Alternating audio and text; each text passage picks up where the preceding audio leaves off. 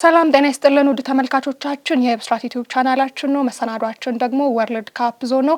የዓለም ዋንጫ 2026 እየተካሄደ ይገኛል። ታዲያ ትላንት ምሽት እንዲሁም ሌሊት ላይ የተደረጉ ጨዋታዎችን ወደ እናንተ እናደርሳለን። ዛሬ የሚደረጉ መርሃ ግብሮችንም ወደ እናንተ ጠቆም እናደርጋለን። ፕሮግራሙን እያዘጋጀን የምናቀርብላችሁ አዲስ መሐመድና ተፈራ ታመነ ከመላ ስቱዲዮ ባለሙያዎች ጋር በጋራ በመሆን ነው። አብራችሁን ስለምትቆዩ ከወዲሁ እጅግ አድርገን እናመሰግናለን። ተፌ እንዴት ነህ? አዲስ እንዴት ቆይተሻል? ሰላም ነው፣ ሁሉ መልካም አለን። የዓለም ዋንጫ እንግዲህ የሶስተኛ ዙር የምድብ ጨዋታዎች ይጀምራሉ ከዛሬ ጀምሮ።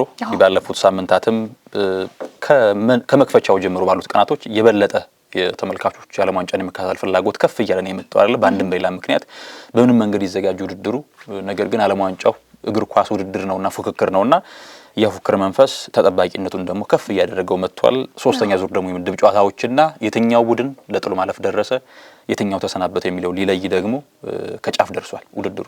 ዛሬ መከናወኑን ይጀምራል። በእርግጠኛ ምን ጀምሮ ፕሮግራማችንን ትናንት ምሽት 2 ሰዓት ላይ ከተደረገው ጨዋታ ጀምረን ሌሊት ላይ የተደረጉ ጨዋታዎችን ወደ ተመልካቾቻችን ምን ይመስሉ ነበር የሚለውን ምንቃኝ ነው የሚሆነው። የመጀመሪያው ጨዋታ 2 ሰዓት የተደረገው በእኛ ሰዓት አቆጣጠር ፖርቹጋል ከኡዝቤኪስታን ጋር ያደረገችውን እንዲሁም በሰፊ የጎል ልዩነት ያሸነፈችበትን ጨዋታ ምናስቀድም ነው የሚሆነው።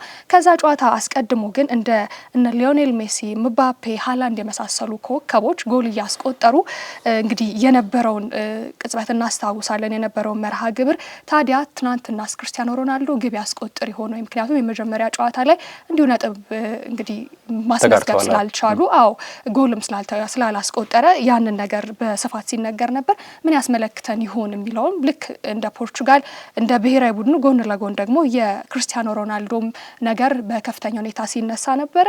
እሱም አላሳፈረም ደጋፊዎቹን፣ እግር ኳስ ወዳዱን በጠቅላላ በጨዋታው ላይ በጣም ኮከብ ሆኖ አምሽቷል። 2 ግቦችን አስቆጥሯል። በእርግጥ ሙሉ ለሙሉ ፖርቹጋል ተቆጣጥረዋለች ጨዋታውን። 5-0 በሆነ ውጤት ነው የተጠናቀቀው። ቀሪዎቹን ጎሎች ኑኖ ሜንዴዝ እና ራፋኤል ላዮ ማስቆጠር ችሏል። የማንቸስተር ሲቲ ተጫዋች ደግሞ አብዱልቀድር ኩሳኖቭ በራሱ መረብ ላይ ግብ አስቆጥሮ በድምሩ 5-0 በሆነ ውጤት ማሸነፍ ችላለች። አሁን ላይ እንግዲህ 4 ነጥቦችን ሰብስባ ትገኛለች። ክርስቲያኖ ሮናልዶም የተለያዩ ሪከርድ የሰበረበት ምሽት ሆኗል።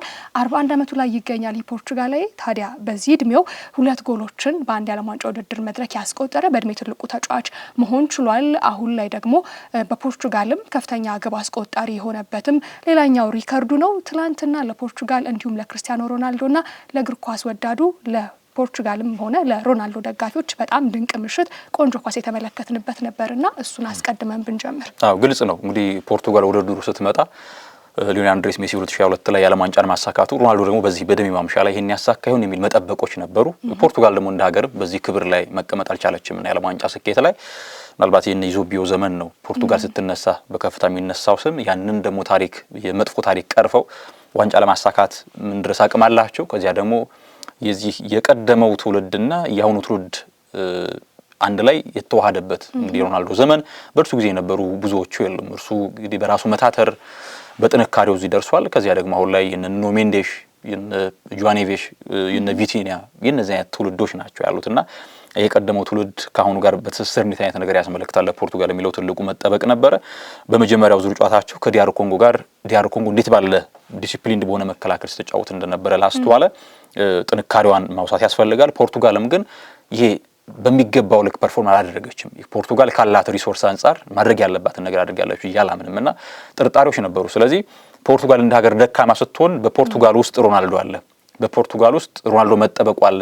እድሜው ምንም ይሁን አሁን ሰዎች የሚያስቡት ሜሲና ሮናልዶ ሲያስቡ የቀደም የፕራይማቸውን ጥራት ስለሚያውቁ በምንም አይነት እድሜ ደረጃ ላይ ቢሆኑ ከነሱ መጠበቁ አለ። ፋንቤዝ አላቸው።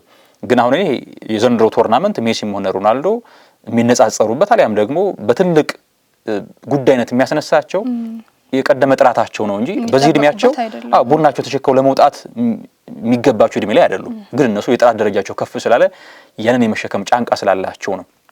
ስለዚህ ከፖርቱጋልም በሮናልዶ በኩል ከሜሲም በአርጀንቲና በኩል የተለየ ተአምር መጠበቁ በእግር ኳስ ተመልካቾች ዘንድ ተገቢ ነው ብዬ አላስብም እኔ በግሌ። ምክንያቱም የነሱ የፎካከር መንፈሳቸው ሆነ የእግር ኳስ ልህቀታቸው ጣሪያው እንግዲህ ፕራይማቸው ላይ ተመልክተናል። በእነሱ ልክ ዳግም ኮንሲስተንስ በሆነ መንገድ ለ15 እና እስከ 18 ዓመታት በዘለቀ የእግር ኳስ ጥራት መጫወት የሚችል ተጫዋች አለ ብዬ አላምንም። በአንድም በሌላም ምክንያት በጉዳት ሊሆን ይችላል፣ ራስን ካለመጠበቅ በብዙ ምክንያት በሜሲና በሮናልዶ ልክ ይህንን ከፍ ለላቀ ዓመታት ለመጫወት አቅም ያላቸው ተጫዋቾች ይፈጠራሉ ብዬ አላስብም። ትናንት ለፖርቱጋል መጠበቁ ነበረ። ከጨዋታው አስቀድሞ በተለይ ኮንሲሳው የሰጠው ሐሳብ ትንሽ አነጋጋሪ ሆኖ ነበረ። በሜዳ ላይ ሮናልዶን እያሰብን የግድ ለሱ ማቀበል የለብንም፣ እኔ በግሌ ለኳስ ለማቀበል ሳስብ ምቹ ቦታ ላይ ያለው ተጫዋች ማን ነው ብዬ አስቤ ነው የምሰጥ የሚል ሐሳብ ሰጥቷል። ሐሳቡ ልክ ሊሆን ይችላል፣ ነገር ግን ሚዲያ ላይ ለምን አወጣው የሚል ሐሳብ ይነሳል። ይሄ የቡድኑን ቲም ስፒሪት ከመረበሽ አንጻር የራሱ የሆነ አሉታዊ ጎን አይኖረውም ወይ የሚል ጥያቄዎች ሲነሱ ነበረ። ትናንት እንዳነሳሽው 5 ጎሎችን አስቆጥረው ድል ማድረግ ችሏል። ምናልባት ኡዝቤኪስታን ያን ያክል ጣት ደረጃ የሌላት ቡድን ነች። እንዲያውም ጎል ከተቆጠረባቸው በድፍረት ለመጫወት ሲሞክሩ ነበርና እንግዲህ ፋቢዮ ካናቫሮ 2006 ከጣሊያን ጋር የዓለም ዋንጫን ያሳካ አሰልጣኝ ነው ኡዝቤኪስታን የሚመራት። ከዚያም ባለፈ ዓለም ዋንጫ ባሳካበት ዓመት ባሎን ዶርም አሳክቷል ፋቢዮ ካናቫሮ። እናም ትናንት ፖርቱጋል ገና ከጨዋታው ጅማሬ ጀምሮ ይሄ ከዲያር ኮንጎ ጋር ሲጫወቱ ያጣነውን ያላስመለከተችንን ነገር ይሄ ጎል ለማስቆጠር በደንብ ጥረት ማድረግ ለውጦችም ነበሩ። እርግጥ ጥያቄዎች ነበሩ። እኔ በርናርዶ ሲልቫ የመስመር ተጫዋቹ ነው መሰለፉ ልክ ነው ብዬ አላምንም ነበረ። ምክንያቱም በፔፕ ጓርዲዮላ ስር ይበልጥ ተጫዋቹ ከማጥቃት ባህሪ ይልቅ የበለጠ የመከላከልን ዘይቤ የተላበሰ ተጫዋች ማለት ከሆነ ጊዜ በኋላና ትናንት ለውጦች ነበሩ። ፔድሮ ኔቶን ወደ ቀይ መስመር ተጫዋች አድርገው ጆዋ ፌሊክስን ነበር የግራ መስመር ላይ ተጠቀሙት። ሩበን ዲያዝ እንደዚሁ ተሰልፎ መጫወት ችሎ ነበር ትናንት በመከላከል መዋቅር ላይ እሱን ነበረ መጠቀም የቻሉትና ማርቲኔዝ ለውጦቹ ደግሞ የበለጠ ፍሬ እንዲያፈሩም ሆኗል። እንግዲህ ሮናልዶ 2 ጎሎችን አስቆጥረዋል። ትናንት ደስታው ልዩ ነበረ። ትናንት ከሮናልዶ በኩል የተመለከትነው ምንድነው ይሄ ጎል ለማስቆጠር በጣም መፈለጉን ትናንት አልተመለከትንም። ከዚህ ቀደም ጎል ማስቆጠር ላይ ብቻ ትኩረት ያደርጋል የኢንዲቪጁዋል ካራክተሩ ላይ የሚል ጥያቄዎች እነሱ ነበር። ትናንት ግን እንደ ቡድን ሲያስብ እንደነበረ ጨዋታዎች ላይ ሳስተውል ነበረ። አሁን የሁለተኛ ጎል ሲቆጠር ይኖ ሜንዴሽ የቅጣት ምት ጎል ሲቆጠር ሮናልዶ ያን ጎል ለማስቆጠር በሜዳ ውስጥ ከሱ የተሻለ ተጫዋች የለም አይደለ? ከዚህ ቀደም በነበረው በኬሪየሩ ስንመለከት ነገር ግን ያንን ኳስ ኑኖ ሜንዴሽ ጥሩ አቋቋም ላይ ነበረ። ተገማችም አልነበረም። ግብ ጠባቂውም ሆነ የኡዝቤኪስታን ተከላካዮች ሮናልዶ እንደሚመታ ነበር የሚያስቡት። ነገር ግን ኳሱን ለቆ ሜንዴሽ ያስቆጠርበትን መንገድ ስንመለከት ይሄ እንደ ቡድን ማሰቡ መጥቷል የሚል ሀሳቦች እንዲንጸባረቁ ሆኗል። ከዚያም ባለፈ ሜዳ ላይም እንቅስቃሴውን ስንመለከት ተቃራኒ ሌሎች ተጫዋቾች ጎል ሲያስቆጥሩ ያለውን ፈገግታ ያለውን ደስታ ስንመለከት ይሄ ሜዳ ላይ ሲገባ ቡድኑ ድል እንኳን ቢያስመዘግብ የድሉ ምክንያት እሱ እንዲሆን ብቻ ነው የሚፈልገው የሚል ቅሬታ ይቀርብበት ነበር። ትናንት ግን እንደ ቡድን ማሰብ የሚለውን ነገር አሁንም ቲም ስፒሪቱ እንዳልተረበሸ ተመልክተናል።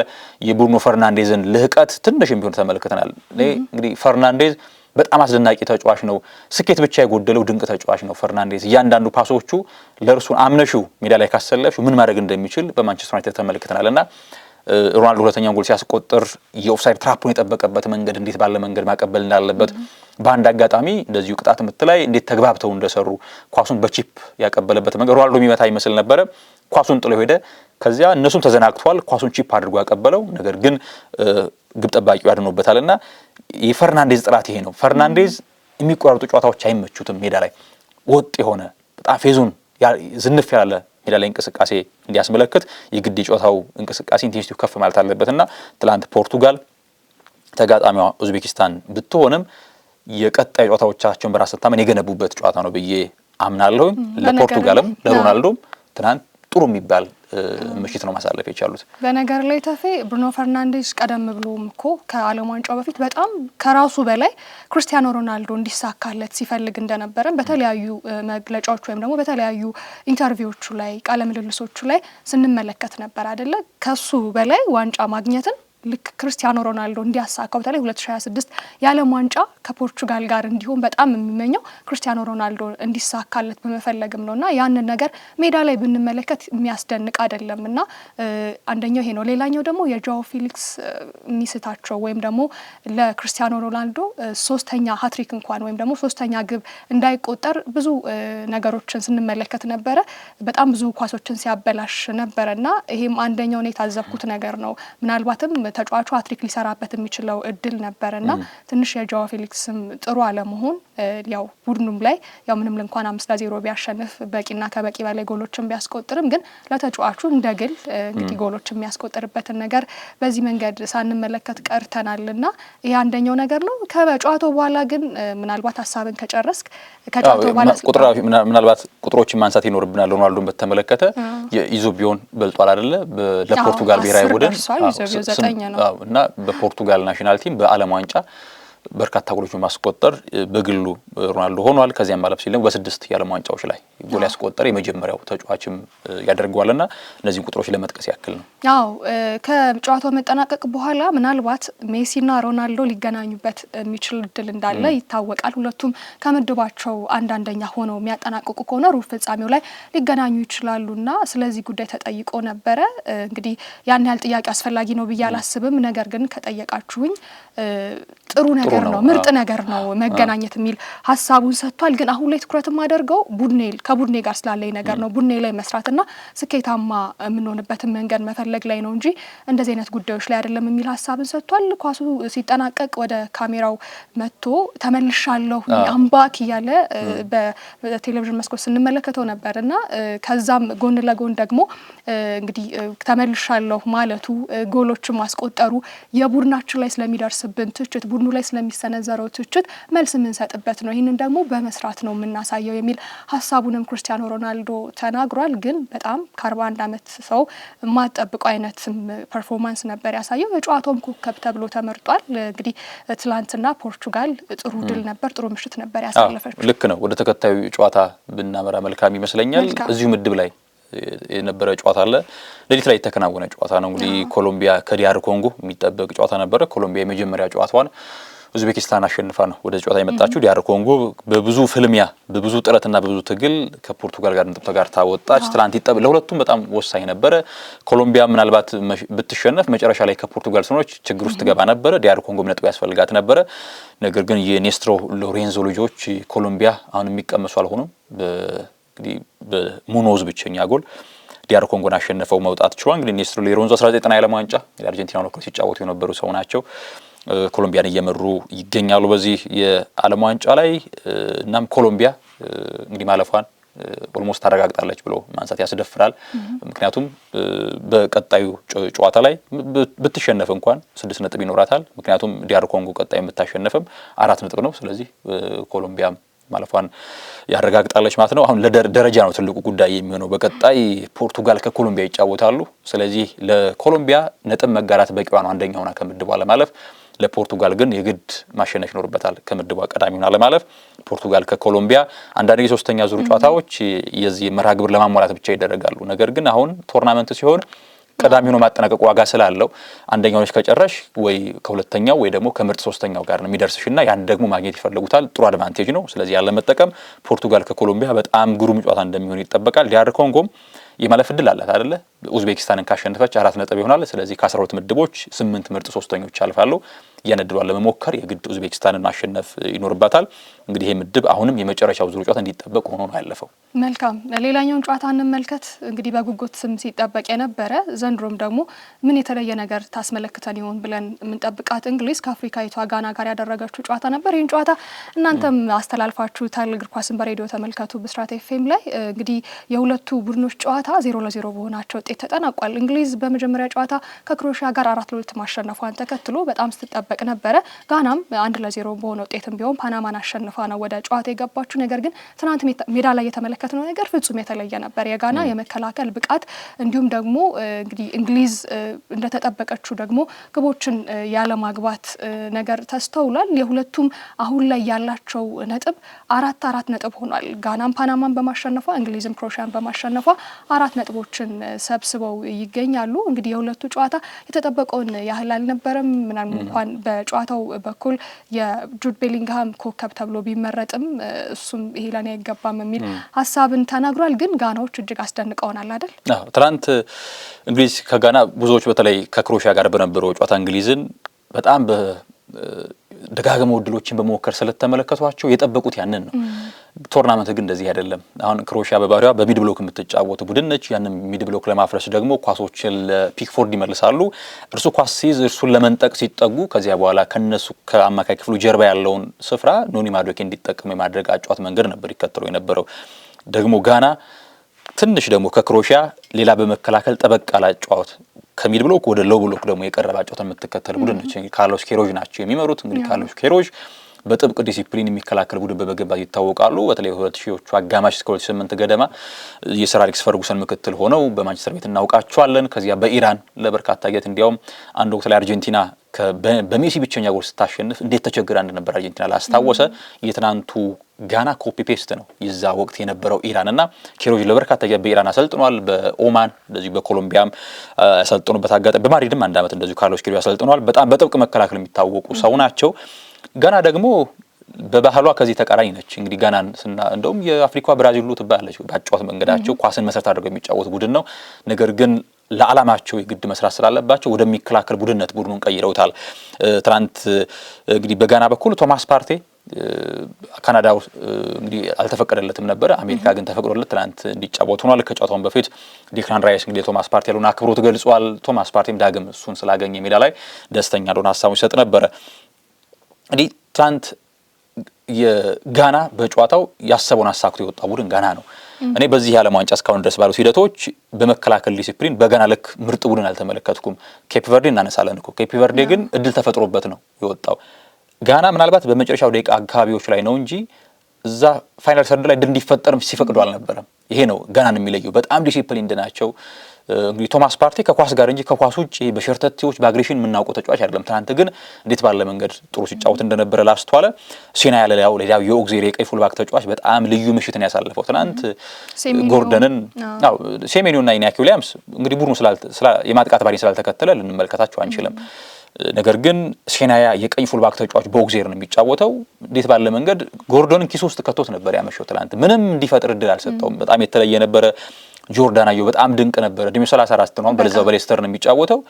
የሚገርመው እንግሊዞች በጣም በማጥቃት አጫዋች ሲከተሉ ፋታ እንዲያገኙ የሚያደርጋቸው እሱ ነበር። ኳስ ሆልድ ያደርጋል፣ ጥፋት ይሰራበታል። ዳኛው ፊሽካ ሲያሰሙ የፋታ ጊዜ መተንፈሻ ጊዜ ጋናዎች ያገኛሉ እና ጆርዳን አየሁ ከኳስ ውጭ የነበረው እንቅስቃሴ በጣም ልዩ ነበር። ትናንት የጋራ ኳሶችን ሲሸነፍ አላስተዋልኩም እና ይሄ በጣም የተለየ ነበረ። በጋና በኩል እንግዲህ በእንግሊዝ ብሔራዊ ቡድን በኩል ከሳውዝጌት የተቀየረ ነገር ይዘው ነው ቶማስ ቶል የመጡት። እንግዲህ ሳውዝጌት ይበልጥ ለኢንዲቪጁዋል ጥራት ትርጉም የሚሰጡ ነበረ፣ ምርጫቸው ያን ያሳያል። ቶማስ ቶል ግን ይበልጥ ለሲስተማቸው ቀና የሚሰጡ አሰልጣኝ ናቸው። ድፍረት ሪስክ ቴከር ናቸው ቶማስ ቶል ይበልጥ። እናም ትናንት ለሚድ ብሎክ መፍትሄ አበጁ። ለሎ ብሎክ ግን አሁን በጣም እየተቸገሩ ነው። ምክንያቱም በዚህ በጠባብ ስፔስ ኳስን በምቾት የሚጫወት ተጫዋች የላቸውም። ጁድ ቤሊንጋም ያለ ማድረግ ሲቸገር ነበረ። እንደገና ደግሞ ኖኒ ማዱኬ ስፔስ ካላገኘ በጣም ይቸገር ነበረ። በመጀመሪያው አጋማሽ በእንግሊዝ በኩል የተሻለው ተጫዋች ሜዳ ላይ ኖኒ ማዱኬ ነበረ። እድሎችን ለመፍጠር ይሞክር ነበር። ተሻጋሪ ኳሶችን ዴክላን ራይስ እንደዚሁ ጥሩ እንቅስቃሴ ያደርግ ነበር። ራይስ በነገራችን ላይ አሁን ላይ ሚኬል አርቴታ ግራኒት ዣካን 2023-24 የውድድር ዓመት ይጠቀሙ እንደነበረው አጫዋት መንገድ ወደ ግራ መስመር እያደላ ነው ሀፍ ስፔሱን ይዞ እየተጫወተ የሚገኘው። ልክ ዴክላን ራይስ ከዚህ አማካይ ክፍል ተነስቶ ወደ መስመር ሲጫወት ሃሪ ኬን ወደ አማካኝ ይመጣና የኤሊት አንደርሰን አጣማሪ ይሆናል። ጁድ ቤሊንጋም እንደ ፎልስ አይን ይጫወታልና ያጫወት ትናንት ፍሬ አላፈራላቸውም። ለእንግሊዝ ትልቁ ነገር ምንድነው? ትናንት ነጥብ መጣሏ ምናልባት ምንም ላይሆን ይችላል። ተምራ ግን ማለፍ አለባት። በቀጣይ ጥሎ ማለፍ ላይ እንደዚህ በሎ ብሎክ የሚጫወት በጣም ጥቅጥቅ ባለ መከላከል አጫወት መንገድ የሚጫወቱ ቡድኖች መምጣታቸው በፍጹም አይቀርም። ነገሩ ደግሞ ይከብዳል። ምድብ ላይ ነጥብ ከተጋራሽ ምናልባት ዋጋ ላይ ያስከፍልሽ ይችላል። ጥሎ ማለፍ ግን በእንደዚህ መንገድ በጣም በዲሲፕሊን የሚከላከለው ቡድን በሆነ አጋጣሚ ጎል ካስቆጠረብሽ ተሸንፈሽ ትወድቂያለሽ። ስለዚህ ለቶማስ ቶል እንደ ሳይረን ነው መሆን ያለበት። ትናንትናው ጨዋታ እንዳነሳሽ ጁድ ቤሊንጋም አይገባኝም ነበር ብሏል። እኔ የሚገባው ብዬ አላምንም። በእንግሊዝ ተጫዋቾችም ከቤሊንጋም በተሻለ ፐርፎርም ያደርጉ ተጫዋቾች ስለነበሩ ያ ይገባዋል ብዬ አላስብም። በጎ ነገር ቶማስ ቶል ሴንተር ባክ ላይ ጥያቄዎች ነበሩ። እንግዲህ ስቶንስን ከኢዝሪ ኮንዛ ጋር ነበር ያጣመሩት። ለጆን ስቶንስ እንግዲህ ይወዱታል፣ ለእርሳቸው አጫዋት የሚስማማ ተጫዋች። ነገር ግን ፊትነስ የሚባል ነገር አለ። ትናንት ኢዝሪ ኮንዛን ከጌሂ ጋር ነበር ያጣመሩት። ይሄ መቀጠል አለበት ብዬ የማስበው ነው። ትናንት ሌላው በጣም መጥፎ የነበረው ፐርፎርማንስ ሬስ ጄምስ እንዲህ ሪስ ጄምስ ከኳስ ጋር በጣም በላቀ ጥራት የሚጫወት ተጫዋች ነው። ሲያስፈልግ ራሱ እንዴት ሲታገለው እንደነበረ ተመልክተናል አይደለ? እንደ እድሜው አይደለም። ቅድምም ስለ አንድሪያስ ስታወራ ነበረ። በጣም ሲፈትነው የነበረ ተጫዋችም ነበር በጋና በኩል። አሁን በዘመናዊ እግር ኳስ ላይ እንደ ፉልባክ ስናስብ ኳስን በምቾት ከሚጫወቱ ፉልባኮች አንዱ ነው ሪስ ጄምስ። ሲያስፈልግ ኦቨርላፕ እያደረገ ሲያስፈልግ ኢንቨርት እያደረገ ሲጫወት በጣም ጥራት ያለው ተጫዋች። ትናንት ግን ፍጹም ሜዳ ላይ አልነበረም ሪስ ጄምስ። እንዲያውም እኔ በእግር ኳስ ዘመኑ ከመጥፎ ፐርፎርማንሶች መካከል አንዱ ነው ብዬ አስባለሁኝና እንደዚህ አይነት ለውጦችን የግድ ማስተካከል ያለባቸው ይመስለኛል። ለእንግሊዝ ግን እንዳልኩሽ ምናልባት ነጥብ መጋራቱ መጥፎ ላይሆን ይችላል። ቀጣይ ተጋጣሚዋ ፓናማ ስለሆነች፣ ነገር ግን ለጥሎ ማለፍ አንዳች ስራ መስራት እንዳለባቸው ቶማስ ቱኸል ትምህርት ወስደውበት ያለፉበት ጨዋታ ይሆናል ብዬ አስባለሁ። ብዙ ክሮሻን ጠቅሰን ለማለፍ ያክል ሊተለየ ነበር። በርካታም ተጫዋቾች ካነሳ አይቀር ከቅያሪ ወንበር ተነስተው ነበረ ወሳኝ የምትላቸው ወይም ደግሞ ድንቅ ብቃታቸው ላይ የሚገኙ ተጫዋቾች ለእንግሊዝ ሲጫወቱ የነበረው። እንደው ዴክላን ራይስ ስለ ቡድን አጋሩ የተናገረው ነገር ደስ ይል ነበር አይደል? ከጨዋታው በፊት እሱን ጠቆም ብናደርግ ስለ ሃሪ ኬን በጣም ያለውን አድናቆት እንደሱ አይነት ተጫዋች እንግዲህ መመልከት በራሱ ትልቅ እድል ነው። በጣም ለልጆቼ ራሱ ምነግረው ነገር ማውራው ታሪክ መኖሩ ትልቅ ነገር። እንደዚህ የቡድን ጓደኛ ማቾች እርስ በርስ አይነት ነገር ሲለዋወጡ ቃላትን ነው ደምም ስለሚገባ ነው። ይሄ ሙገሳ አንደበት ላይ የሚቀር ሙገሳ አይደለም። ሃሪ ኬን በእግር ኳስ ምንም ካስፈለገው በእግር ኳስ ምንም ከሚገባቸው ሰዎች መካከል ሃሪ ኬን አንደኛው ነው። ሚስተር ኮንሲስተንሲ ነው ሃሪ ኬን ማለት። የትም ይጫወት በአመት በትንሹ 25 ጎል ሳያስቆጥር ውድድር አመቱ አይጠናቀቅምና በእግር ኳስ የሚገባው ነገር ሁሉ ይገባዋል ሃሪ ኬን። ኢንዲቪጁዋል ስኬቶችም የቡድን ስኬቶችም እና ይሄ ለሃሪ ኬን የሚገባው ነገር ነው። ይሄ አንደበት ላይ ብቻ የሚቀር ጉንጭ ለማለፋት የተባለ ሳይሆን ራይስም እንደዚህ አይነት ተጫዋች ደግሞ አይደለም። ብዙ ጊዜ እንዲህ አይነት ነገሮችን ሲናገር አንሰማውም፣ ግን ይሄ ደግሞ ትክክለኛ ስሜት መሆኑን ያው ተጫዋቹም የሚያስመሰክር ነበረ። በጣም አሪፍ የሚባል ነው። ሌላው ግን እንዳልከው የክሮሻና የፓናማን ማንሳት እንችላለን። ክሮሻ በመጀመሪያው ጨዋታ በእንግሊዝ ብትሸነፍም ፓናማን ግን በጠባብ ውጤትም ቢሆን 1-0 በሆነ ውጤት ማሸነፍ ችላለች። እንደ ብዙዎቹ ናሽናል ቲሞች አሁን በቅርብ ጊዜ እንደምንመለከተው አንጋፋዎቹን ኮከቦች ጋር የሚያጣምር ስብስብ ነው።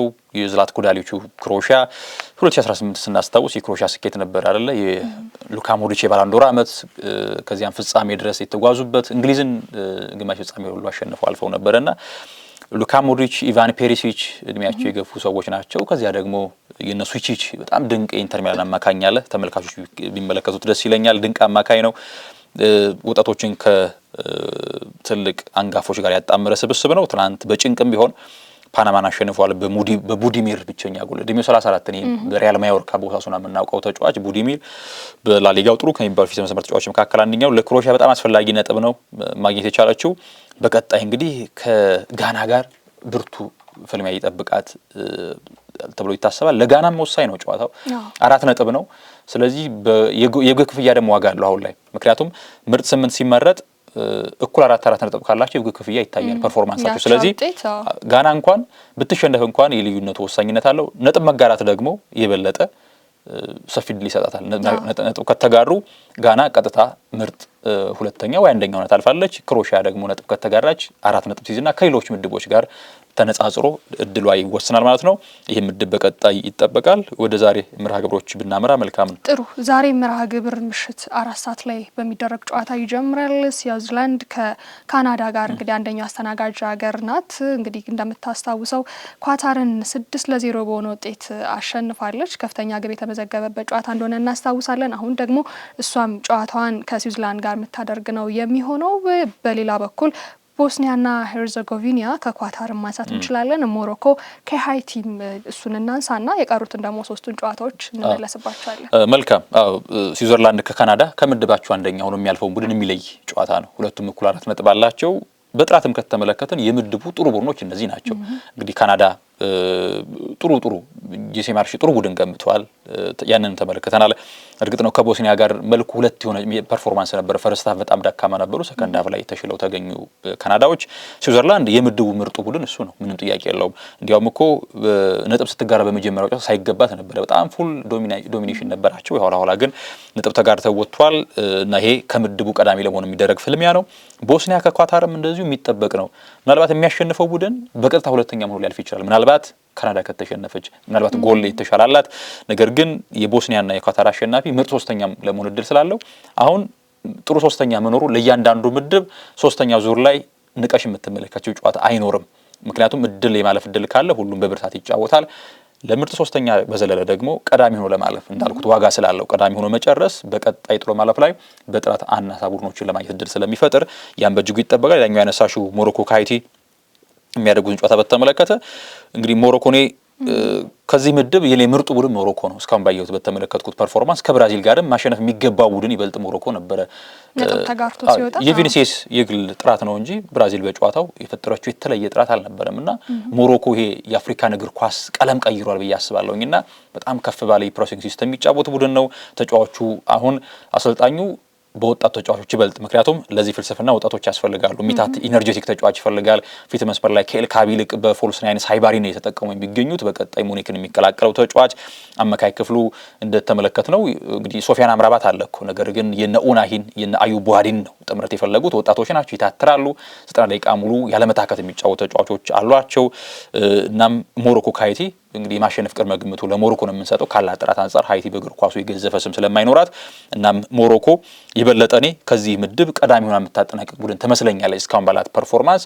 ምክንያቱም ምናልባት በዚሁ ያያይዘን እናንሳው ሌላው ምድብ ስኮትላንድ ከብራዚል ከዚሁ ምድብ ስላለ ጨዋታ ምክንያቱም ከሞሮኮ ይልቅ የብራዚል ተጋጣሚ ጠንካራ ነች አይደለ? ስኮትላንድ በጣም ጥሩ ቡድን ነው።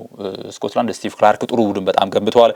የነ ስኮት ማክቶሚኔ አማካይ ክፍል ላይ ያላችሁ የነ ራያን ክሪስቲ የነ ማጊን ስብስብ ጥሩ ቻዳምስ ፊት መስመር ላይ ጥሩ የሚባል ተጫዋች ነውና ለብራዚል በጣም ፈታኝ ጨዋታ ነው የሚሆነው። የብራዚል እንግዲህ ሞሮኮ የሚያጠቃ ቡድን ነው። ስኮትላንድ ደግሞ በሚድ ብሎክ የሚጫወት ቡድን ሲገጥማት ደግሞ እንዴት አይነት ቡድን ተገነባለች የሚለው እኔ አማካይ ክፍሏ ምንም መዋቅር የሌለው ቡድን ነው ብራዚል። የካስሚሮና የጉማሬሽ ጥምረት ከፓኬታ ጋር እዚህ ግባ የማይባል ጥራቱ በጣም የጎደለ አጫዋት መንገድ ነው የሚከተሉት። ስለዚህ ካርሊቶ የግድ ጨዋታ ዘቢያቸው መቀየር ያለባቸው ይመስለኛል። አሁንም ፊት መስመራቸው እንደሚጸና እምነት አለኝ። ምክንያቱም መጀመሪያው ጨዋታ ላይ ኢጎር ቲያጎ ረቤለሽ ጊዜ ነበር ያሳለፈው። የማቴዎስ ኩኛን እንደሚጠቀሙ አሁንም ይታሰባል። ምናልባት ደግሞ ተጨማሪ እድልን ለኤንድሪክ እንደሚሰጡትም ይታሰባል። ብራዚል አሁን ይሄ ምናልባት ካርሊቶ መሆናቸው የሊደርሺፕ አቅማቸው አንዳች ነገር ሊሰሩ ይችላል የሚል መጠበቅ አለ። ነገር ግን ብራዚል የኢንዲቪጁዋል ጥራቶች እንጂ አሁን እንደ ቡድን የሆነ ካራክተር አይደንቲቲ ያልተመለከትኩባትም እና ልትቸገር እንደምችል አስባለሁኝ። ነገር ግን ስኮትላንድ ከብራዚል በጣም የሚጠበቅ ጨዋታ ነው። ስኮትላንድም ብራዚልም ከምድባቸው የማለፍ ዕድላቸው በእጃቸው ነው። ለሊት 7 ሰዓት ላይ የሚከናወነው ጨዋታ ግን በእጅጉ ተጠባቂ ነው የሚሆነው። አዎ ታፌ እንዳልከው ነው። ሁለት ጨዋታ ላይ ያልተመለከትነው ኔይማር ጁኒየር ዛሬ ዝግጁ እንደሆነ ካርሎ አንቸሎቲ ተናግረዋል። እንደምታስታውሰው እንግዲህ በጣም በብዙ ጣውረድ እንደው ጃኦ ፔድሮ ቀርቶ የመጣ ልጅ ግን እስካሁን ጨዋታ ላይ ያልተመለከትነውም። ነገር ግን እመኑኝ መጀመሪያውን 45 ባይሰለፍ ቀጣዩን ሁለተኛው ክፍለ ጊዜ ሊሰለፍ ይችላል። እንደውም 90 ደቂቃ ሙሉላ ሊሰለፍ ይችላል የሚል ሀሳባቸውን እየሰጡ ነው የሚገኘው። በርካቶች ላዩት የጓጉት እንግዲህ ኮከብ ኔይማር ጁኒየር በዛሬው ጨዋታ እንደሚሰለፍ ዝግጁ እንደሆነ ካርሎ አንቸሎቲ ተናግረዋል። ዛሬስ ደግሞ ምን ያስመለክተን ይሆን በሶስተኛው ጨዋታ የሚለውን ብናይ ጥሩ ነው የሚሆነው። በሌላ ጨዋታ ማንሳት እንችላለን። ደቡብ አፍሪካ ከደቡብ ኮሪያ የሚያደርጉት ጨዋታ ይጠበቃል። አያይዘን ደግሞ ቼኪያን ከሜክሲኮ የሚያደርጉትን ጨዋታ አንስተን ፕሮግራማችንን ብንቋጫው ጥሩ። መልካም እንግዲህ ካዘጋጆቹ አንዱ የሆነችው ሜክሲኮ 6 ነጥብ ይዛ ማለፏን አረጋግጣለች። ከምድቡ ከሚገኙ ቡድኖች ምናልባት እሷ ሊገዳደር የሚችለው ቡድን ደቡብ ኮሪያ ብቻ ነው ብዬ አስባለሁ። ሜክሲኮ የተሟላ ቡድን ሆኖ ተመልክተናል ከምድባቸው ጥራት አንጻር ማለት ነው። እንግዲህ ደቡብ ኮሪያ በጣም ጥሩ ቡድን ነው። ከደቡብ አፍሪካ ጋር ነው የሚጫወቱት። እንግዲህ ደቡብ ኮሪያ ምናልባት አቻ ሊበቃት ይችላል ይሄን ከምድቡ ለማለፍ። ምክንያቱም ሜክሲኮ ካሸነፈች ቼክ ሪፐብሊክን አሊያም ደግሞ አቻ ከወጡ ሜክሲኮ ከቼክ ባቻውት የሚጠናቀቅ ከሆነ ደቡብ ኮሪያ ከደቡብ አፍሪካ ማቻ ከተጠናቀቀ ደቡብ ኮሪያና ሜክሲኮ ተያይዘው የሚያልፉበት አጋጣሚ ይፈጠራል። የደቡብ አፍሪካን ወክለው በዓለም ዋንጫ ከሚሳተፉ ቡድኖች መካከል ከደካማዎቹ መካከል ምናልባት ከቱኒዚያ አለያትም እና ሁለቱ ቡድኖች ለኔ አንደር ፐርፎርማንስ አሊያም ደግሞ በጣም ጥንካሬ ጥራት የጎደለው ቡድን ሆነው ነው የተመለከትኳቸው። ቱኒዚያም ሳብሪ አላሞሽን አሰናበተች። ከዛ ደግሞ ድጋሚ ሬናርድን ሾማ ነበረ።